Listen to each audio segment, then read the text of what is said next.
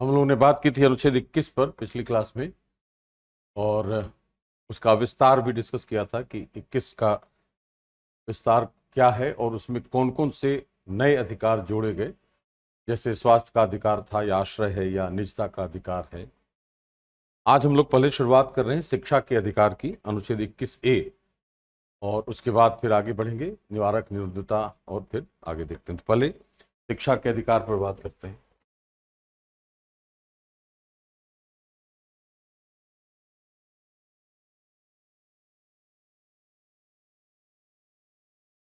शिक्षा को सबसे पहले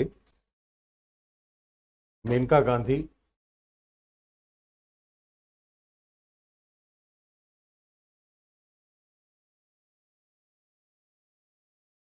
इस मामले में शिक्षा को शामिल किया उच्चतम न्यायालय ने प्राण शब्द के अर्थ में अनुच्छेद 21 में लिखा है कि किसी व्यक्ति को उसके प्राण और दैहिक स्वतंत्रता के अधिकार से विधि द्वारा स्थापित प्रक्रिया के तहत ही वंचित किया जाएगा, अन्यथा नहीं। उसी प्राण शब्द के अर्थ में शिक्षा शामिल की गई। कारण उसका क्या था कि न्यायालय ने यह कहा कि जो जीवन है वह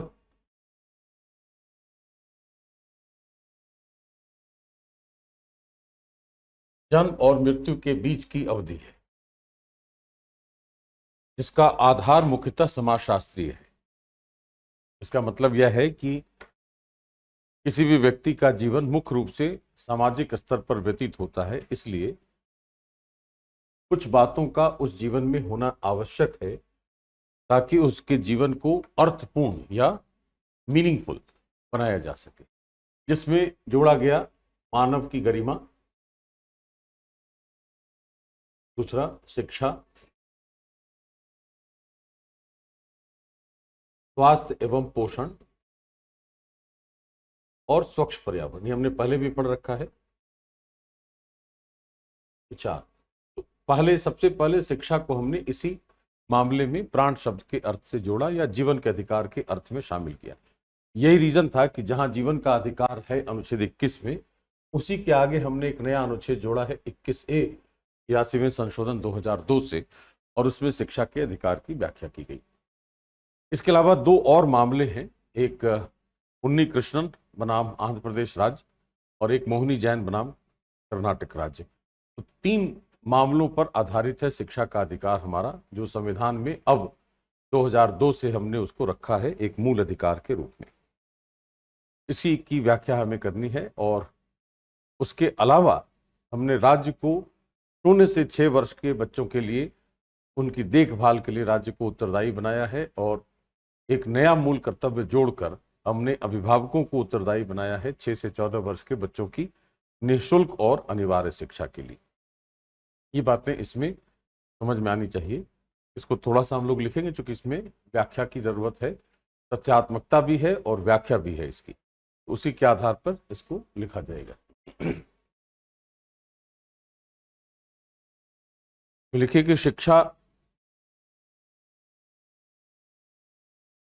सामाजिक अवसंरचना का एक अनिवार्य घटक है। शिक्षा सामाजिक अवसंरचना का, सोशल इंफ्रास्ट्रक्चर का एक अनिवार्य घटक है।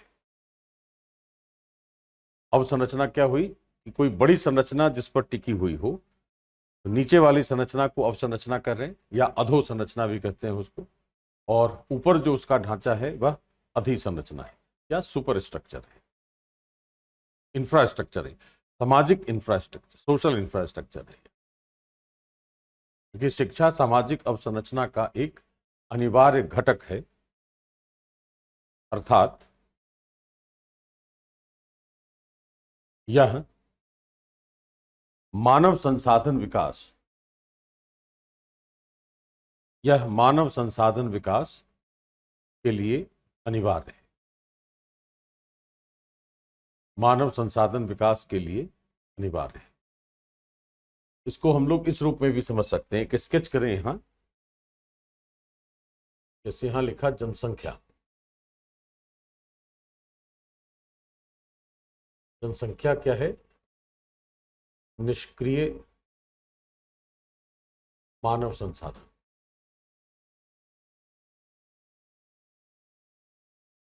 जब इसमें हम शिक्षा और स्वास्थ्य किसी व्यक्ति को प्रदान कर दे, वो बन जाएगा सक्रिय मानव संसाधन। और सक्रिय मानव संसाधन को जब कौशल दे दें और उसके लिए बाजार उपलब्ध करा दें, वो बन जाता है मानव पूंजी। राइट। तो शिक्षा अवसंरचना का एक भाग है और यह भी कहा कि शिक्षा मानव संसाधन का एक अनिवार्य तत्व है। उच्चतम न्यायालय ने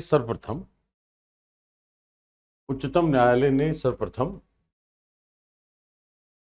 मेनका गांधी बनाम भारत संघ 1978 मामले में, उच्चतम न्यायालय ने सर्वप्रथम मेनका गांधी बनाम भारत संघ 1978 मामले में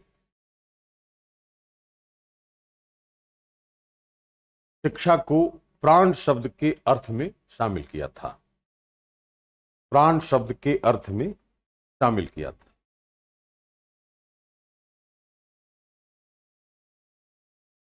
इसके उपरांत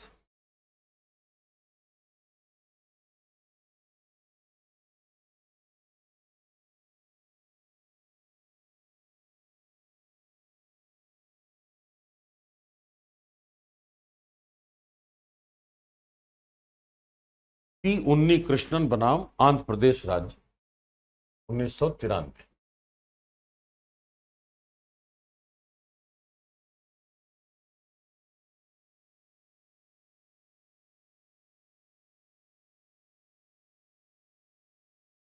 और मोहिनी जैन बनाम कर्नाटक राज्य 1994।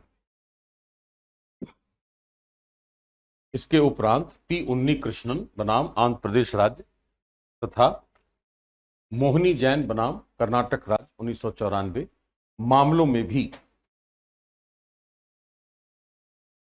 शिक्षा के महत्व की व्याख्या की गई। शिक्षा के महत्व की व्याख्या की गई।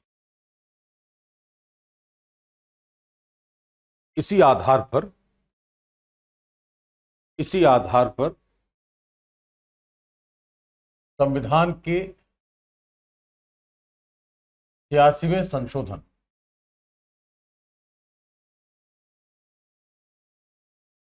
2002 द्वारा शिक्षा के अधिकार को मूल अधिकार बनाया गया। शिक्षा के अधिकार को मूल अधिकार बनाया गया।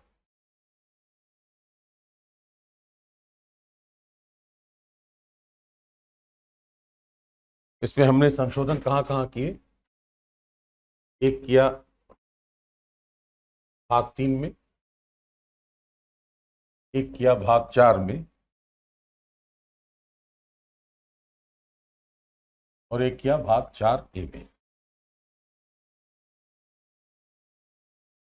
इसमें क्या किया हमने?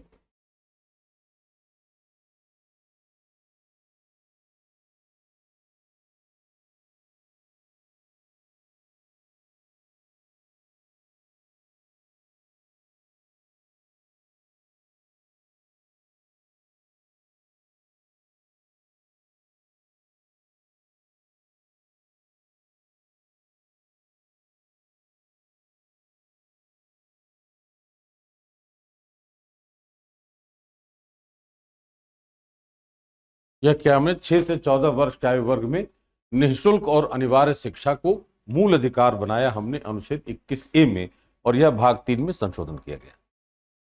भाग 4 में क्या हुआ कि हमने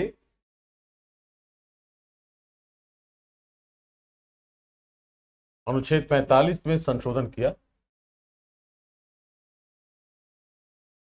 और 0 से 6 वर्ष के आयु वर्ग में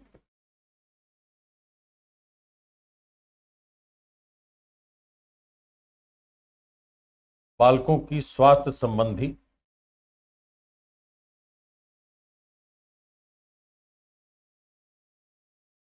देखभाल के लिए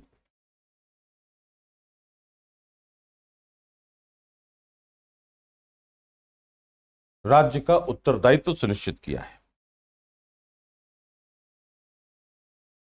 और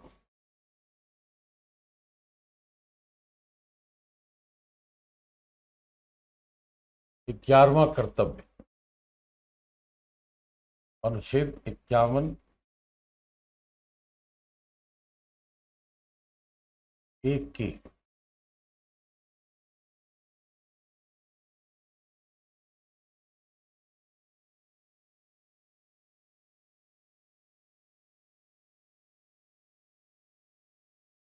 बालकों की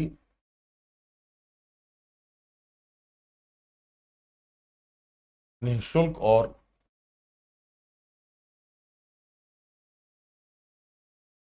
अनिवार्य शिक्षा के लिए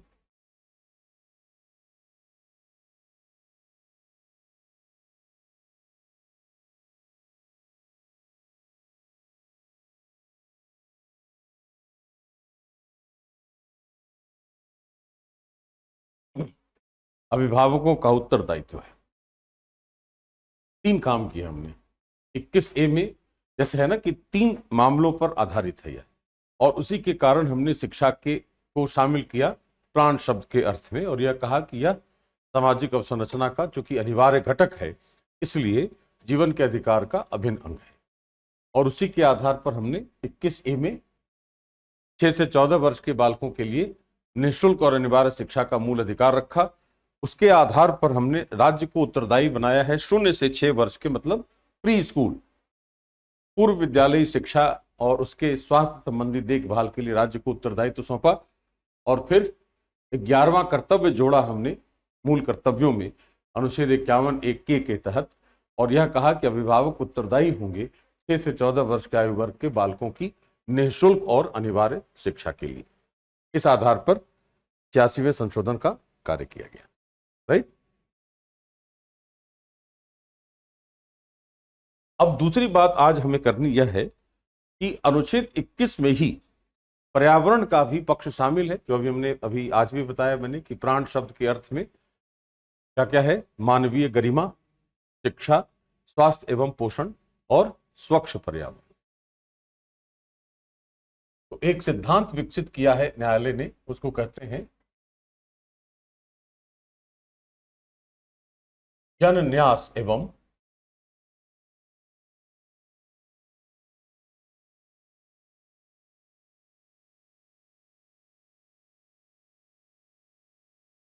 पारिस्थितिकी सिद्धांत।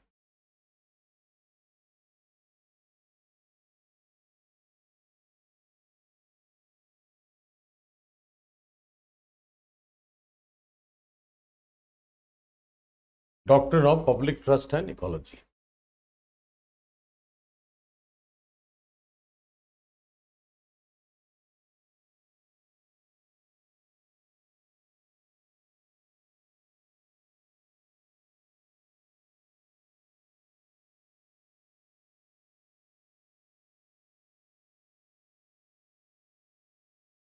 MC मेहता बनाम कमलनाथ 1997 मामले में अनुच्छेद 21 से व्याख्या की। लिखिए वाक्य इसमें, MC मेहता बनाम कमलनाथ 1997 मामले में न्यायालय ने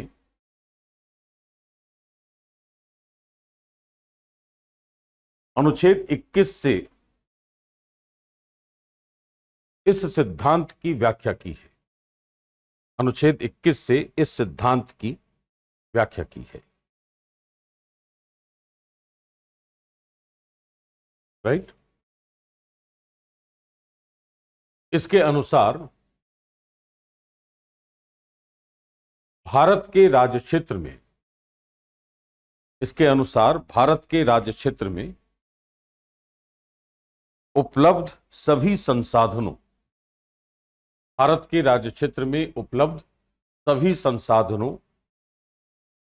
के लिए राज्य एक न्यासी, ट्रस्टी, देख रेख करने वाला, राज्य एक न्यासी या ट्रस्टी के रूप में कार्य करेगा न कि उनके स्वामी के रूप में। न्यासी के रूप में कार्य करेगा, न कि उनके स्वामी के रूप में। मतलब वो संसाधन राज्य के नहीं है, वो संसाधन है जनता के, तो राज्य जनता की तरफ से उनकी देख रेख करेगा। वह एक न्यासी है, न कि उनका स्वामी। आगे लिखिए। न्यायालय ने यह भी कहा कि राज्य द्वारा ऐसे संसाधनों का उपयोग, न्यायालय ने यह भी कहा कि राज्य द्वारा ऐसे संसाधनों का उपयोग केवल जन कल्याण के लिए ही किया जाएगा, केवल जन कल्याण के लिए ही किया जाएगा। पारा चेंज करके एक वाक्य लिखें। और इस सिद्धांत की व्याख्या इस आधार पर की गई है, इस सिद्धांत की व्याख्या इस आधार पर की गई है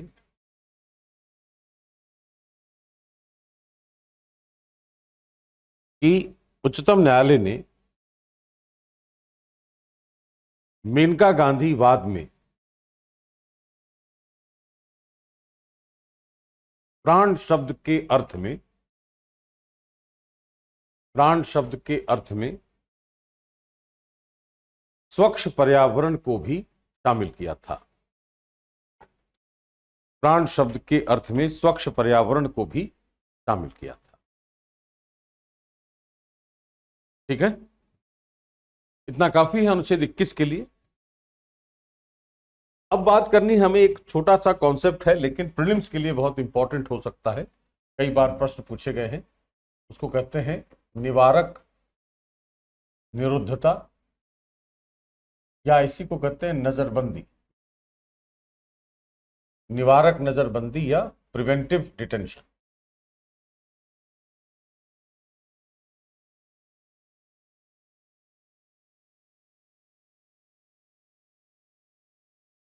अनुच्छेद 22 में यह संकल्पना है, लेकिन है क्या कि इसको हमने परिभाषित नहीं किया है। इसको समझना इस रूप में है कि व्यक्ति को गिरफ्तार किया जाता है या उसको रोका जाता है या नजरबंद किया जाता है, उसके दो कारण हो सकते हैं। या तो उसने कोई अपराध कर दिया हो तो पुलिस उसे गिरफ्तार करेगी, या ऐसी स्थिति हो कि उस पुलिस को उस पर संदेह है कि अमुक व्यक्ति अपराध कर सकता है, तो उसको भी पुलिस रोक सकती है, गिरफ्तार करके रोक सकती है उसको, ताकि उसको अपराध करने से रोका जा सके। इसका मतलब है कि निरुद्धता या नजरबंदी दो प्रकार की हो सकती है। एक होती है अपराध किए जाने के बाद, जिसका उद्देश्य होता है कि उसको न्यायालय तक लाकर अगर वो अपराधी सिद्ध हो जाता है तो उसे दंड दिया जाए। और दूसरा है कि अपराध की आशंका में की गई गिरफ्तारी है, ताकि उस व्यक्ति को अपराध करने से रोका जा सके। ये दो तरह की निरुद्धताएं हैं, उसको हम लोग यहां लिख लेते हैं पहले।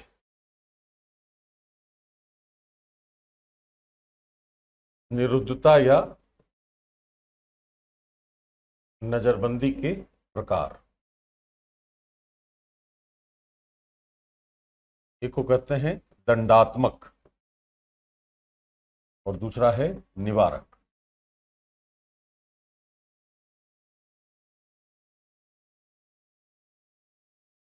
अंग्रेजी में इसको शब्द हो गया प्यूनिटिव, और यह है प्रिवेंटिव।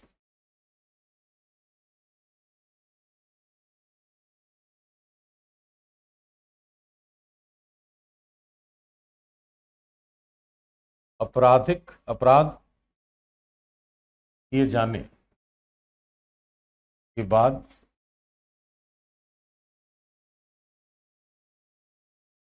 किसी व्यक्ति की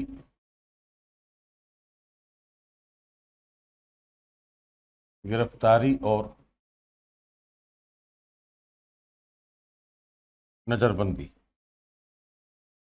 और उद्देश्य है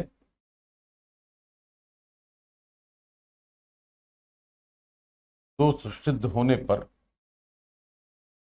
दंड, ये उसका उद्देश्य है। अब निवारक में क्या है?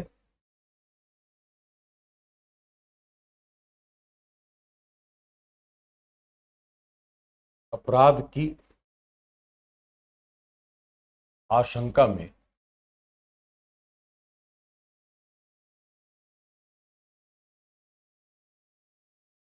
किसी व्यक्ति की गिरफ्तारी और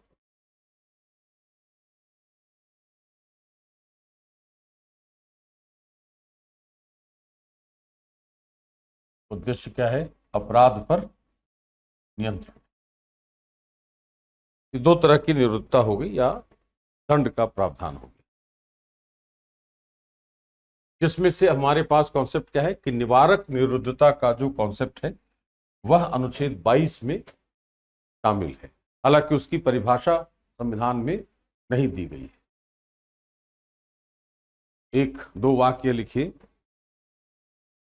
कि हालांकि संविधान के अनुच्छेद 22 के प्रावधानों से, हालांकि संविधान के अनुच्छेद 22 के प्रावधानों से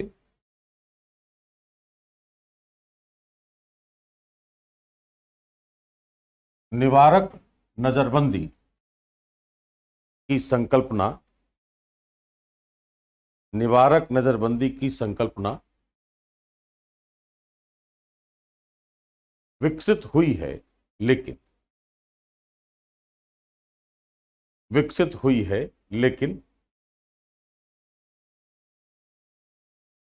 इसे परिभाषित नहीं किया गया है। इसे परिभाषित नहीं किया गया है।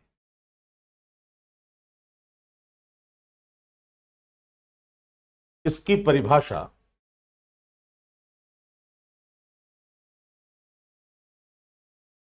एक ब्रिटिश कानून के तहत की गई है।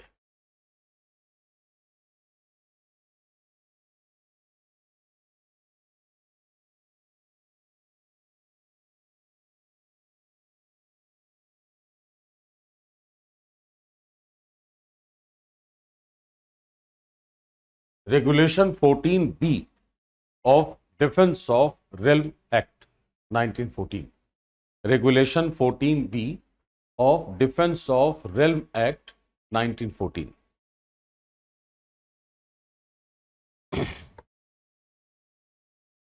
इस कानून के अनुसार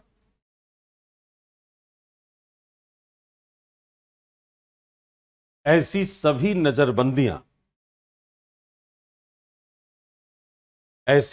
नजरबंदियां जो दंडात्मक नहीं हैं,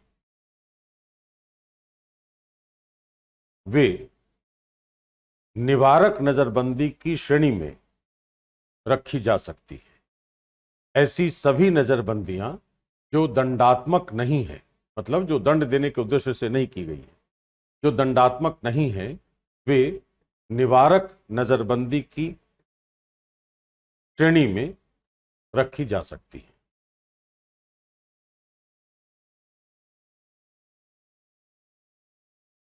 पारा कर लीजिए। भारत में यह संकल्पना कई अवसरों पर अलोकतांत्रिक संकल्पना मानी गई है। भारत में यह संकल्पना कई अवसरों पर अलोकतांत्रिक संकल्पना मानी गई है।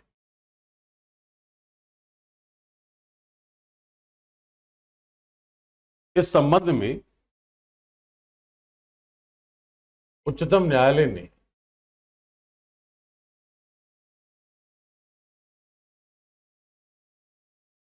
A.K. गोपालन बनाम मद्रास राज्य 1950 मामले में, इस संबंध में उच्चतम न्यायालय ने A.K. गोपालन बनाम मद्रास राज्य 1950 मामले में यह कहा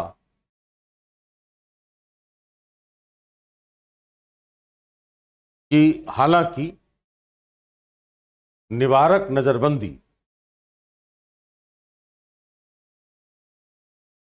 व्यक्ति की दैहिक स्वतंत्रता को रोकती है, निवारक नजरबंदी व्यक्ति की दैहिक स्वतंत्रता को रोकती है, लेकिन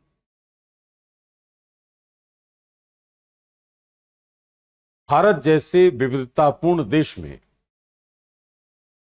भारत जैसे विविधतापूर्ण देश में असामाजिक तत्वों द्वारा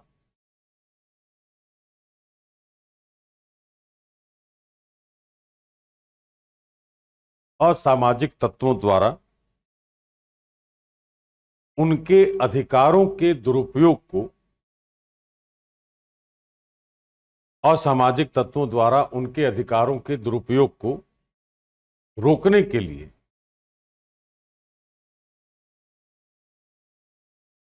ऐसे कानूनों का होना अनिवार्य है। रोकने के लिए ऐसे कानूनों का होना अनिवार्य है। कानून जैसे उदाहरण है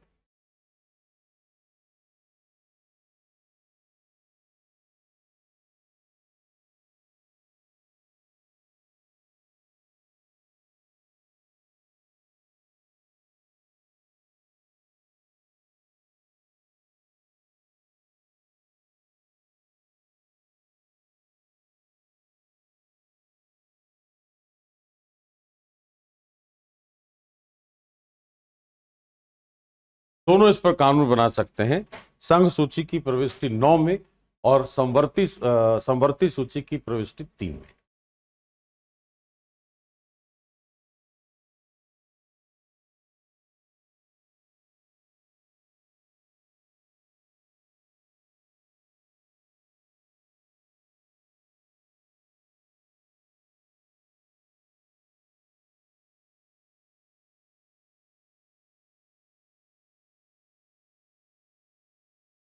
संघ और राज्य दोनों ही कानून बना सकते हैं। ठीक है, कानून, मुख्य जो कानून है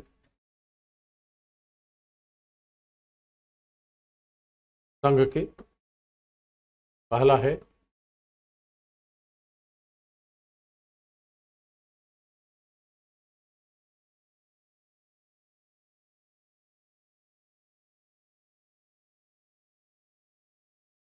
राष्ट्रीय सुरक्षा कानून,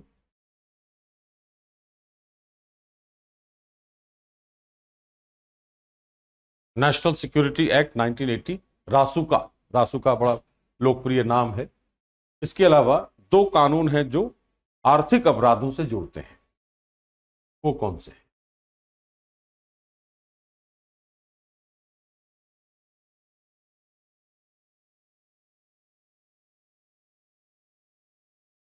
एक है कोफे पोसा 1974,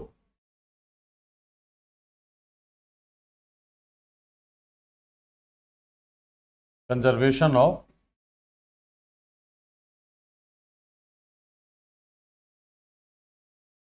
foreign exchange and prevention of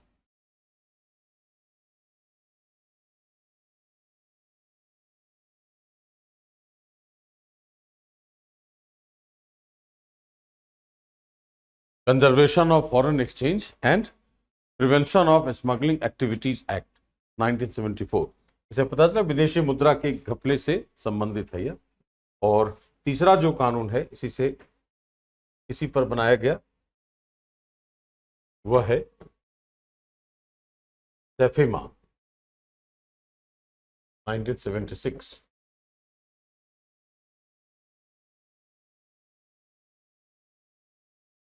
smuggling and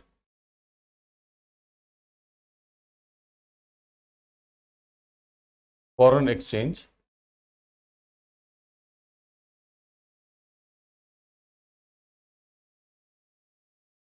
manipulation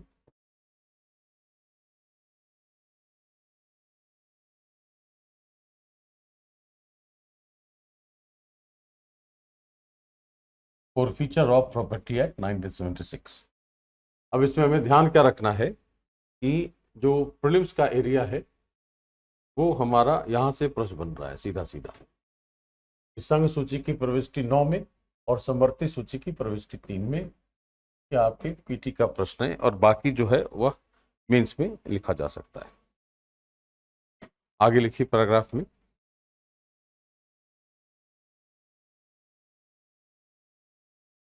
निवारक निरुद्धता की अधिकतम अवधि 3 माह है। निवारक निरुद्धता की अधिकतम अवधि 3 माह है।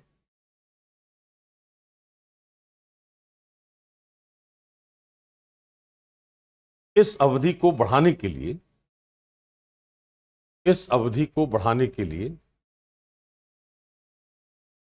एक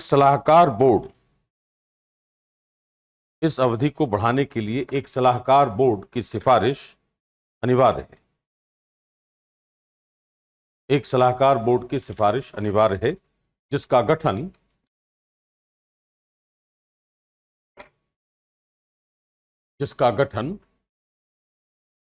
उच्च न्यायालय के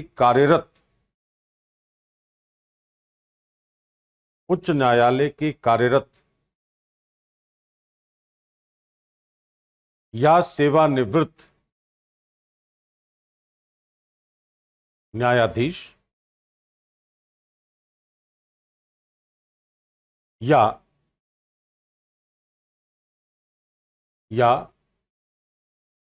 ऐसे न्यायाधीश के रूप में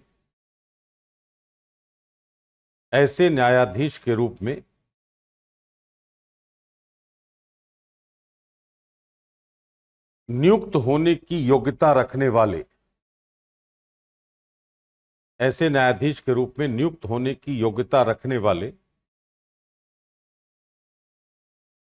किसी व्यक्ति से होगी।